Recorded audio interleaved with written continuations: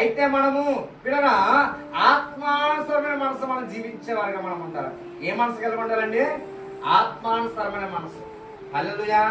మనం ఎక్కడ కూర్చుంటాం, మన మనసు ఎక్కడ పరిగెడుతుంటారు. అది ఎక్కడ ఉందంటారా? ఒకసారి అందులో చెప్పడమా? హల్లెలూయా. ఒకసారి నిజంగా మనం ఎక్కడే కూర్చున్నామండి, మనం ఎక్కడ ఆలోచన చేస్తాం, మన మనసు ఎక్కడ ఉందంటారా అమ్మా? అంటే మన మనసు ఏం చేస్తుంది? అనేక రకాలుగా తిరుగుతుంది. అందుకే ఆత్మానుసరమైన మనసు మనం కలిగి జీవించాలట. రోమియోలు రాసిన పత్రిక 8వ అధ్యాయము 5వ వచనం మాట కనబడతారు.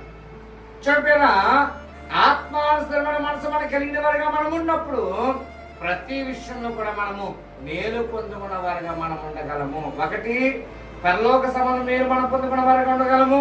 రెండోది, లోక సంబంధంగా ఈ భూమి మీద జీవిస్తున్న మనము మన పిల్లలు కూడా గొప్పగా దీవించబడ్డ వారికి కూడా మనము ఉండగలము. అందుకని